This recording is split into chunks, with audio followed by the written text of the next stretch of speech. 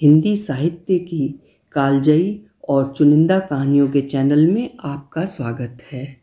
आज सुनिए हिंदी की सुप्रसिद्ध लेखिका चंद्रकिरण सौंडेक्सा जी की लिखी हुई कहानी जिंदगी की मांग। तो शुरू करते हैं कहानी जिंदगी की मांग। बेगम, लो इक्का। अजीज ने इक्का फेंक कर चारों पत्ते समेट लिए।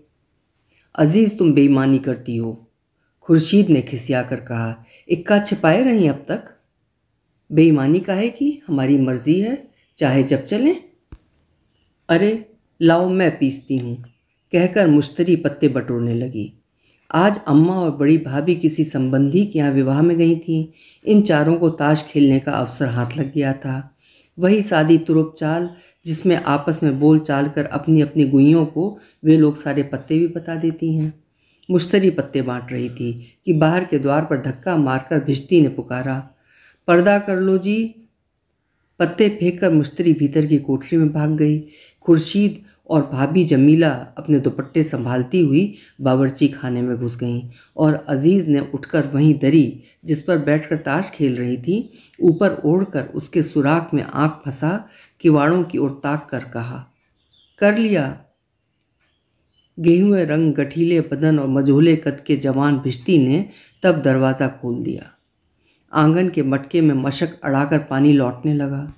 अजीज़ ने देखा वो सिर्फ एक फटी तहमत बांधे था जिस पर लाल रंग का मैला कमरबंद कसा था। उसकी चौड़ी छाती, गोल उभरी हुई मछलीदार बाहों और मजबूत पीठ पर पानी की बूंदें छलछला रही थीं। अपनी सुदृढ़ हाथों से मशक साधे हुए वो बारी बारी से पानी के बर्तन भरने लगा। अजीज़ देखती रही।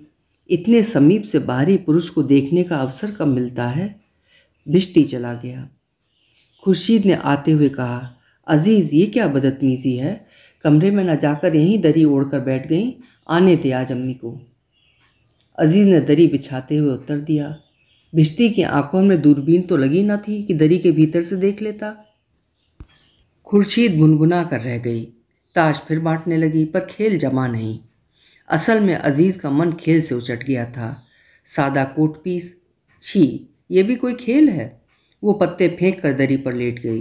वो कोई ऐसा काम, ऐसा खेल चाहती है जिसमें उसके मन मस्तिष्क की सारी चेतनाएं जग जाएं, जिसके करने में वो हाँफ उठे, जिसे सोचने में दांतों तले पसीना आ जाए। परंतु घर में तो ऐसा कोई काम नहीं है। वही नित्य की झाड़ू बुहारी, मसाला पीसना, गोश्त रोटी पकाना, दिन में कभी पुराने तागों से बुनाई कढ़ाई करना, कभी सोना और कभी माँ के बहुत झींकने पर फटे कपड़ों की मरम्मत या गेहूँ बीनना, दालें चुनना। घर में वे 4-5 जनी हैं, 2 भाभियाँ 3 बहनें। बहुत सा समय फालतू भी पड़ा रहता है, उसमें वो क्या करे। सबकी भांति वो बैठकर बातें करती है, वही नित्य की बातें, महंगाई की, बेरोजगारी की, पड़ोसियों की बुराई भलाई या किसी की बहू बेटी का चरित्र चित्रण, यही सब। अजीज़ इन सब बातों से ऊब चुकी है। वही घिसी पिटी बातें, वही रोज़ के किस्से। परिचय की सीमा इतनी छोटी है कि उसमें कभी कभी मिलने वाली पड़ोसिनें, चची, भाभी, खाला के आगे गुंजाइश ही नहीं है। पुरुषों में तो केवल अब्बा, दोनों भाई और कभी कभी आ जाने वाले दूल्हा भाई मतलब जीजा जी ही हैं। कभी कभी भाई के दोस्त बाहर के टूटे कमरे में जो बैठक कहलाती है आ जाते हैं, तब भीतर से पान बनकर जाते हैं, डली इलायची भी जाती है। वहाँ भाई के वे दोस्त जिनकी हंसी बड़ी मीठी होती है, जिनकी आवाज़ों में शीरीनी घुली होती हैं, ऊंची आवाज़ में कह कहे लगाते हैं, ताश खेलते हैं, गाते बजाते भी हैं। तेज हवा के झोंकों से दरवाजे का टाट कभी कभी हट जाता है तो मौके के ताक में लगी अजीज़ बावर्ची खाने में छिपकर बैठक की एक झलक देख पाती है। इतनी ही झलक में वो जान गई है कि ढीले पाइचों की सलवार पहनने वाला रफ़ीक है, लंबी तुर्की टोपी लगाने वाला गोरे रंग का पतला सा छोकरा अशरफ है, और तुम नहीं आते हो ना आओ, याद से कह दो वो भी ना आया, गाने वाले गोविंद को भी वो पहचान गई है। छत के रोशनदान से कान लगाकर वो उनकी गर्व भरी जोशीली बातें सुनती है, ऐसी बातें जो उसके भाई अंदर आकर किसी से नहीं करते। हॉकी खेलने की, अंधेरे मुंह 5 मील दूर नहर पर सबसे तेज साइकिल चलाकर पहुंचने की, और भी न जाने कितनी नई तरह की बातें वे आपस में किया करते हैं। भाई और उनके दोस्त प्रायः सिनेमा जाते हैं। बैठक में उसकी प्रेम कथाएं बड़े विस्तार से सुनाई जाती हैं। अजीज़ के लिए बैठक के बाहर दुनिया बड़ी ही सुनहरी है, आशाओं, उमंगों और दुस्साहसों से भरी हुई। लेकिन उसकी दुनिया बस 3 कोठरियों और आंगन तथा दहलीज के इस अधटूटे मकान तक सीमित है, जहाँ दिलचस्पी का कोई सामान नहीं है। खुलकर दौड़ने, हंसने, गाने और ऐसा काम करने की जिसे करते समय मुख पर पसीना जलजला आए, वहाँ गुजर ही नहीं है। पढ़ने लिखने का सुविधा भी नहीं है। वो 8 वर्ष की थी तब उसे स्कूल भेजा गया था। 10 वर्ष की होते ना होते उठा लिया गया, क्योंकि एक तो वो कद की लंबी थी, जिससे घर बाहर की नज़रों में सयानी लगने लगी थी। फिर खत पढ़ने लायक उसे पढ़ना आ गया था। इससे अधिक चाहिए भी क्या। उसे नौकरी तो करनी नहीं थी। कुछ दिनों बाद उसका बाजार में निकलना भी बंद कर दिया गया। उन्हीं दिनों पहल उसके लिए एक नन्हा सा बुर्का सिलाया गया था, जिसे उसने बड़े चाव से ओढ़ा था। माँ और आपा मतलब बहन की देखा देखी उसने भी आंखों की जगह बारीक जाली लगवाई थी। वही बुर्का 1 वर्ष बाद इतना आवश्यक कर दिया गया कि 3 मकानों के फासले पर रहने वाली चाची के यहाँ जाते समय भी उसी जाली से मार्ग देखना पड़ता।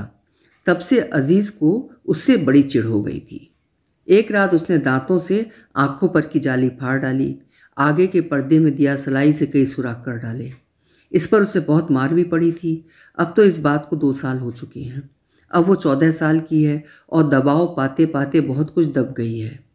किंतु उसके युवा हृदय के जागृत प्राण कुछ करने को सदा ही आकुल रहते हैं।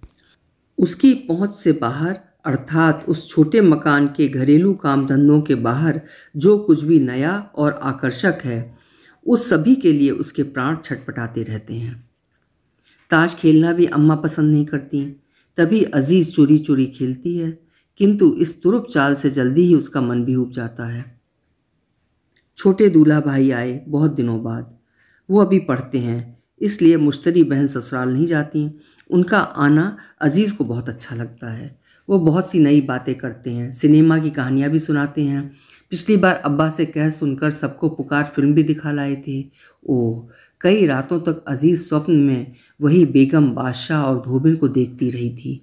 इसके साथ ही वो सोचती रहती, काश मैं लड़का होती, कैसे मज़े रहते।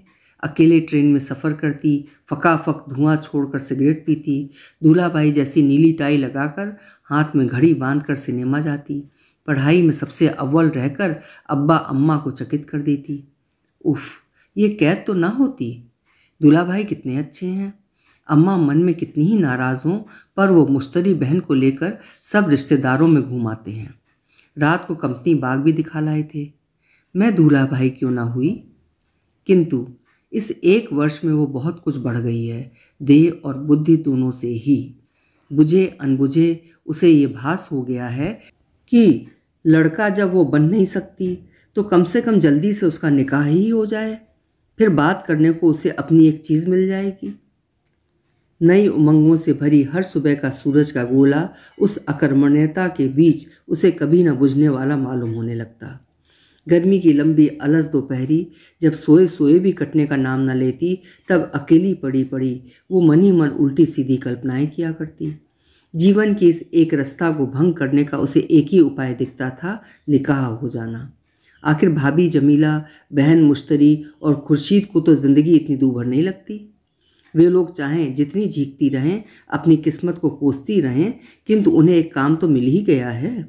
नई नई बातें, ऐसी बातें जो वे आपस में बहुत धीमे स्वर में करती हैं, उनमें न जाने कितना रस भरा होता है कि मुश्तरी बहन की आंखें खुशी से बिल्लौरी हो उठती हैं। भाभी की हंसी होठों से फूट पड़ती है। खुर्शीद आपा अपने बच्चों से चाहे जितनी परेशान हो, पर उन दोनों के साथ वो भी हंसती रहती हैं। उसे देखकर वो चुप हो जाती हैं, अड़ोस पड़ोस की बातें छेड़ देती हैं, कभी कभी उसे झिड़क कर भगा देती हैं कि अजीज़, तुमसे कितनी बार कहा कि आंगन में जाकर मुर्गियों को दाना चुगाओ, लेकिन तुम हो कि काम करने के नाम पर नानी मरती है, बस बातें बनाने भर की हो। अजीज़ तब दांतों से होठ चबाती बाहर चली आती है। वो कामचोर है, झूठी कहीं की।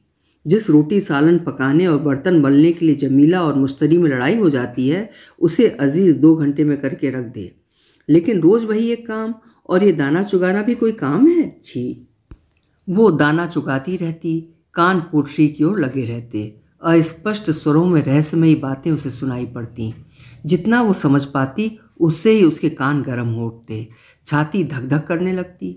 रात को जब वो अपने छोटे खटोले पर दोहर बिछाकर और मैली चादर ओढ़कर लेट जाती, तो वे सब बातें अपनी अस्पष्टता सहित उसकी मुंदी आंखों में साकार हो उठती। विकास के अन्य मार्ग रुद्ध हैं। अपनी कार्यशक्ति, अपना साहस अजीज दिखा सके ऐसी कोई राह उसके सामने नहीं है। बाहर निकलना तो दूर, झांकना भी वर्जित है। यूँ चोरी छिपे वो बाहर झांक लेती है, और उस झांकी में जो वस्तु भी उसके दायरे से बाहर की होती है, वो सहस्रों रंगीनियों सहित उसके मन मस्तिष्क को झकझोर देती है। यही दशा भाभी, बहनों और उनकी कभी कभी आने वाली विवाहित सहेलियों की चुहलबाजियों की होती है। वे बातें उसके लिए वर्जित हैं, सुनना तक भी। इसी से उसका मन बैल, गाय, घोड़े सा उधर दौड़ता है। वो अभी कुल 14 साल की है। अब्बा अभी मुश्तरी की शादी का कर्ज पाट नहीं पाए हैं। वे बेचारे पुलिस के सिपाही हैं। थोड़ी तनख्वाह है जो किस्त में निकल जाती है। ऊपर की मार धाड़ और बड़े भाई की दुकान से इतने बड़े परिवार की गुजर बसर जैसे तैसे चल रही है। अजीज़ का रिश्ता वो अभी 3 साल तक न करेंगे। हाय अल्लाह, ये 3 बरस कैसे कटेंगे? अजीज़ का मन छटपटाने लगता। इस बार दूल्हा भाई के आने ने तो और भी गजब ढहा दिया। वो अजीज़ को हर समय छेड़ते रहते, हंसाते रहते। इस बार तो अजीज़ के साथ खेल और चुहल करने में मुश्तरी तक को भूल गए। अजीज़ बड़ी खुश है। काश दूल्हा भाई हमेशा यहीं बने रहें। लेकिन कभी कभी अकेला पाकर जब वो आंखें घुमाकर उसे ताकते हैं तो वो घबरा जाती है। भय से नहीं, ना जाने उस दृष्टि में क्या होता है। दूल्हा भाई की वो दृष्टि उसे अच्छी नहीं लगती, किंतु इस टाट के पर्दे से अच्छी तरह दबे ढके जीवन में जो एक हंसी और उल्लास लेकर वो आते हैं, वो भी तो अजीज़ को और कहीं नहीं मिलता। दूल्हा भाई कहते, अच्छा अजीज़ बताओ, कैसा दूल्हा लोगी, मुझ जैसा या हुसैन भाई सा? हुसैन खुर्शीद के पति का नाम था। अधेड़ उम्र के, भारी आवाज़ वाले आदमी थे। सभी उनसे घबराते थे। वो झटपट कह उठती, धत, आप बड़े खराब हैं। दूल्हा भाई हो करके हंस पड़ते। फिर कहते, अच्छा अजीज़, एक गिलास पानी तो लाओ। अजीज़ जब पानी लेकर आती तो गिलास के साथ साथ वो उसकी मांसल कलाई पकड़ लेते। वो हाथ खींचती, हार मान कर कहती, छोड़िए। दूल्हा भाई तब एक चुटकी काट कर कलाई छोड़ देते। अजीज़ को गुस्सा आ जाता, किंतु पानी के बुलबुले सा वह क्रोध फिर हंसी की लहरों में बह जाता। दूल्हा भाई चले गए। घर फिर सुनसान हो गया। खुर्शीद बहन ससुराल चली गईं। उनके बच्चों के जाने के साथ रही सही रौनक भी जाती रही। मुश्तरी और जमीला अपनी लड़ाई और चौहल में समय काटती। अपने अपने पतियों के लिए पुराने स्वेटरों की उधेड़ी ऊन से जुराबें बुनती। दिक की मरीज बड़ी भाभी अपनी कोठरी में खाट पर लेटी खांसती रहती। अम्मा सुबह शाम बहू बेटियों को उठने बैठने के सलीके पर सीख देती रहती। मचिया पर बैठकर सूत अटेरती, कभी गेहूँ चावल पछोड़ती। दोपहर में सोती या बुर्का ओढ़कर लड़कियों से किवाड़ बंद कर लेने को कहकर पड़ोस में घूमने चली जाती। और अजीज़ गर्मी की समाप्त न होने वाली दोपहरी में कभी दालान में दरी बिछाकर लेटती। लेटे लेटे छोटे भाई के लाए फिल्मी गानों के 4 पैसे वाली किताबों से गाने गुनगुनाती। कभी जमीला के नन्हे बच्चे को चुटकी काट कर रुला देती। मुर्गियों को पकड़कर दरबे में बंद करती, खोलती या दुसूती की मैली चादर पर धोती के किनारों के तागों से फूल बनाती। फिर भी दिन जैसे कटने नहीं आता। एक भारी सूनापन उसके मन पर छाया रहता। तब किसी नई बात, किसी नई घटना की चाह में थोड़ी सी बाहर की हवा पाने के लिए दृष्टि बचाकर बैठक में चली जाती। टूटे किवाड़ों की झिर्री से जो अच्छा खासा रोशनदान बन चुकी थी, मुंह लगाकर वो गली में झांकती रहती। गुल्ली डंडा खेलते हुए बच्चों में उसका मन रम जाता। मन होता वो भी दौड़कर खेलने लगे, सबसे ऊंची टाँड़ लगावे कि गुल्ली 100 गज दूर जाकर गिरे। भीख मांगते हुए फकीर तरह तरह की आवाज़ें लगाते। हिंदुओं के दरवाजे पर देर तक मांगते रहते, यहाँ तक कि अंदर से बुड़बुड़ाते हुए कोई लड़की या घूंघट वाली बहू आकर आटे की चुटकी डाल देती। अजीज़ को उन हिंदुवानियों से ईर्ष्या होती, वो उधर से मुंह फेर लेती। सामने वाले मकान में गोविंद रहता है, आजकल छुट्टियां हैं। वो अक्सर ऊपर वाले कमरे में बैठकर ऐसी तीखी दोपहरियों में हारमोनियम के सुर मिलाकर गाता है। तुम नहीं आते तो नहीं आओ, याद से कह दो वो भी ना आए। सन्नाटे में गूंजता हुआ उसका स्वर हवा में तैरकर अजीज़ के झरोखे तक आ जाता है। वो सुनती रहती, सामने के पीपल के पत्ते झड़ते रहते और चौंक कर अजीज़ देखती कि गोविंद छत पर आ गया है। पीपल की टहनी का सहारा लिए गली में झांक रहा है। उसके झरोखे पर आकर उसकी नज़र रुक जाती तो वह नीचे को मुंह कर लेती। उई, ये सोचेगा कि कितनी बेशर्म लड़की है, कहीं भाईजान से ना कह दे, और वो भीतर भाग जाती। किंतु इधर कई दिनों से वो जब भी झरोखे पर जाती तो गोविंद को किवाड़ों की ओर ताक लगाए देखती। क्या वो मेरे इंतज़ार में खड़ा है? सोचकर अजीज़ को फुरहरी आ जाती, खुशी भी होती, कोई उसका मुंतज़िर भी है। वो झांकती तो गोविंद आंखें मीच कर छाती पर हाथ रख लेता। गली सुनसान पाता तो लंबी आह भरकर कहता, मार डाला। अजीज़ डर जाती, भागकर आंगन में आ जाती, किंतु बार बार उसका मन होता जाकर देखे कि गोविंद वहीं खड़ा है या चला गया। इतनी नई बात, ऐसी चोरी छिपे की बात उसने पहली बार देखी है। ऐसी देखा देखी बहुत बदनामी कराती है, इसे वो जानती है, लेकिन ये नवीनता, ऐसी अदा वो कहाँ पाए। जीवन में सब ओर द्वार बंद पाकर उसका मन जिस निकाह के सपने देखने लगा था, उसमें भी यही सब होगा। मुश्तरी बहन कैसी चोरी चोरी दूल्हा भाई को ताकती हैं, इशारे करती हैं, उनके जाने पर उनका रुमाल सीने से लगाए रहती हैं, और अजीज़ किसी अनजान तार से बंधी बंधी बैठक में किवाड़ों से जा लगती। गोविंद खड़ा होता, कभी कभी अंगुलियां ओठों पर ले जाकर चूम लेता। अजीज़ शर्मा कर डर कर मुँह नीचा कर लेती। अजीज़, मुश्तरी पुकारती, अरे कहाँ मर गई, देख बाहर बिश्ती पुकार रहा है। अजीज़ झटपट ड्योढ़ी के किवाड़ खोलकर पर्दा कर लेती। और सप्ताह बाद ही जब एक कंकड़ से बंधा पर्चा उस झिर्री के मार्ग से अजीज़ के पास पहुंचा तो अजीज़ का हृदय ऐसा उमड़ घुमड़ आया मानो सावन की बदली हो। इतना बड़ा रहस्य अपने नन्हे से मन में कहाँ छिपा कर रखे। फिर यदि ये रसीला प्रेम प्रसंग उसके अंतर में ही समाधि ले गया तो प्रेम करना ही निष्फल है। परंतु वो कहे किससे? अम्मा या भाभी को तो ये सब सुनाया नहीं जा सकता। वे यदि ये जान पाएंगी तो अजीज़ की क्या दशा की जाएगी। इसे सोचकर अजीज़ को कपकपी आ जाती। बहुत सोचकर उसने अपनी स्कूल की एकमात्र सहेली दिलशाद से ये सब कहना निश्चित किया। उसका घर मोहल्ले ही में है, परंतु फिर भी वे महीनों आपस में नहीं मिल पाती, क्योंकि अकारण केवल मिलने के लिए तो सयानी लड़की बाहर निकल नहीं सकती। मुश्तरी बहन की बहुत सी खुशामद करके उन्हें साथ ले बुर्का पहनकर वो दिलशाद के घर गई। मुश्तरी दिलशाद की भाभी के पास जा बैठी। मामूली रस्मी बातचीत, जैसे आज क्या बनाया था, नन्हे कब से बीमार था, तुम्हारी अम्मा कैसी हैं, खाला फिरोज़ाबाद कब गईं।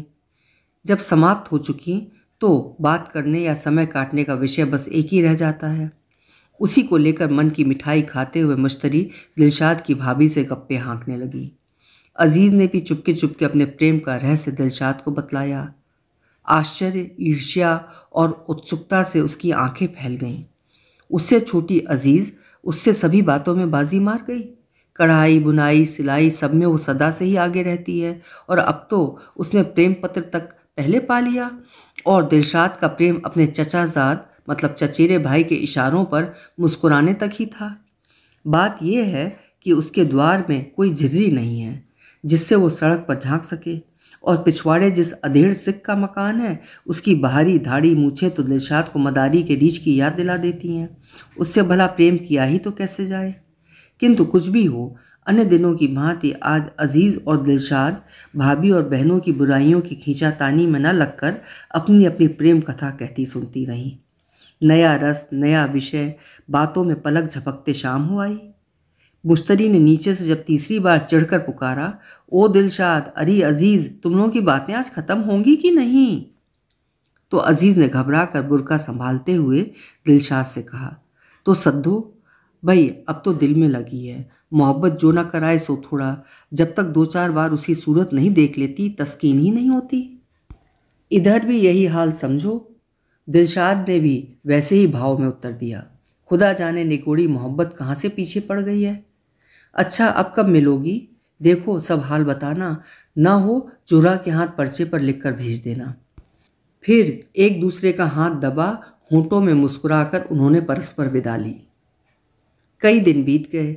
अब अक्सर ही गोविंद उसी किवाड़ की दराज से पर्चा या रुमाल फेंक देता। अजीज ने भी बहुत रंग चुनकर आधी रात को दिया सलाइयाँ जलाकर 2 मोहब्बत नामे लिखे, उन्हें बड़ी सफाई से उन तक पहुँचा दिया। इस चोरी छिपे के नशे की मदहोशी में अजीज दीन दुनिया भूल चली। शीशे में उतरती उस भोली कबूतरी के तीसरे पत्र से गोविंद ने जाना कि जुमे को अजीज के यहाँ मौलूद शरीफ है, नीचे काफ़ी भीड़ भाड़ होगी। कुछ रात बीते अजीज सिरदर्द का बहाना करके छत पर जाएगी, तब मौका देखकर गोविंद पिछवाड़े की मुडेर से आ जाए। और नियंत्रण की उस कठोरता के भी बीच सबकी आंखों में धूल झोंक कर अजीज उस रात 2-4 क्षण नहीं, पूरे 15 मिनट गोविंद के गले में बाहें डाले मुंडेरी से लगी खड़ी रही। भय और दुस्साहस की मिश्रित भाव लहरी से उद्वेलित अजीज का वक्ष धक धक करता रहा। कितना सुख है साहस भरे कार्यों में। उस घर में जहाँ पराये मर्द की छाँ भी नहीं मारती, वहाँ ही उसने अनगिनती आंखों में धूल झोंक कर गोविंद को बुला लिया। कागज़ पर 2 लकीरें खींचते देखकर जिस घर में प्रश्नों की बौछार हो जाती है, क्या लिखा, क्यों लिखा, कैसी गज़ल है, खबरदार जो गंदी गज़ल उतारी, वहाँ इतनी हिम्मत करना। अजीज़ प्रसन्न है, बहुत प्रसन्न। उसने सबको छका दिया। उसके अवचेतन मन में सबसे विरोध का सफल उत्तर यही था। अम्मा उसे गाने नहीं देती क्योंकि उसकी आवाज़ सबसे ऊंची हो जाती है। भाभी उसे अपने घर नहीं ले जाती क्योंकि उसके हाथ के पके सालन को वहाँ बहुत सराह कर खाया जाता है। मुश्तरी उसे दूल्हा भाई के खत तक नहीं पढ़ने देती। ना दें? क्या वो कोई हस्ती नहीं रखती? क्या वो सदा कोठरी में घुटते रहने के लिए पैदा हुई है? रात भर नए मंसूबे, नई तदबीरें सोचती हुई अजीज़ बहुत रात बीते सोई, लेकिन जोहरा ने सब गड़बड़ कर दिया। अजीज़ ने जिस विस्तृत पत्र में सब कुछ लिखकर उसे दिलशाद को देने को कहा था, वो द्वार से निकलते समय अजीज़ के बड़े भाई महमूद ने ले लिया। उन्हें वैसे भी गोविंद पर कुछ संदेह था क्योंकि वो प्रायः गली में चक्कर लगाया करता था। पत्र पढ़कर उनके पांव तले से जमीन खिसक गई। नौबत यहाँ तक आ पहुँची। वो लपकते हुए अंदर पहुँचे। अजीज़ उस समय गुसलखाने के द्वार पर पड़े टाट में छिपी गोविंद के लिए चंद सतरें घसीट रही थी। अजीज़, महमूद ने कड़कते हुए पुकारा। आंधी की भांति वो उसे खोजता हुआ टाट के पीछे पहुंच गया। दवात को फर्श पर पटक कर उसने अजीज़ की चोटी पकड़ ली। बदजात छोकरी, तू होते ही क्यों न मर गई? और क्रोध से अफरता हुआ वो भीतर पहुंचा। मुश्तरी, जमीला, भाभी, तुम सब दिन भर सोती रहती हो, क्या तुम्हारे आंखें नहीं हैं?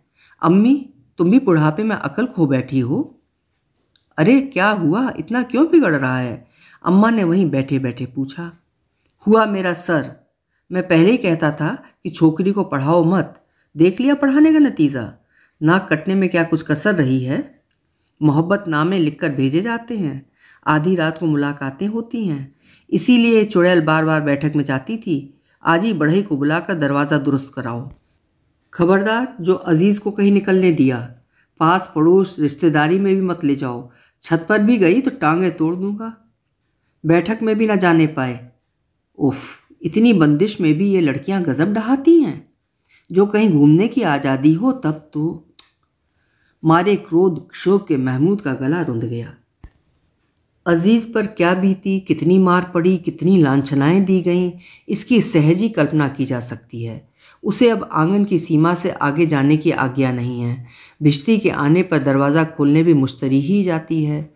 अब बस 3 कोठरी हैं और अजीज़। कैद और सूनेपन ने उसके मन मस्तिष्क को भाराक्रांत कर दिया है। कोई काम नहीं है, ना कुछ करने की आज़ादी है। बस रोटी पकाओ, बर्तन मांजो, मुर्गियाँ चुगाओ, पढ़कर सो और इंतज़ार करो जब निकाह होगा तो बातों की आज़ादी मिलेगी। किंतु वो दिन दूर है। 3 साल बहुत लंबे होते हैं। अजीज़ का मस्तिष्क नई तदबीरें सोचने में लगा है। आखिर कभी न मिलने वाली चीज़ की याद में कितने दिन गुजारे जा सकते हैं? सुना है कि ईद की छुट्टियों में छोटे दूल्हा भाई आने वाले हैं। अजीज़ अब उन्हीं की प्रतीक्षा कर रही है। अभी आप सुन रहे थे सुप्रसिद्ध लेखिका चंद्र किरण सोनरिक्सा जी की लिखी हुई कहानी जिंदगी की मांग। उम्मीद करती हूँ कहानी आपको अच्छी लगी होगी। मिलेंगे कल फिर किसी बढ़िया कहानी के साथ। आपका समय शुभ हो।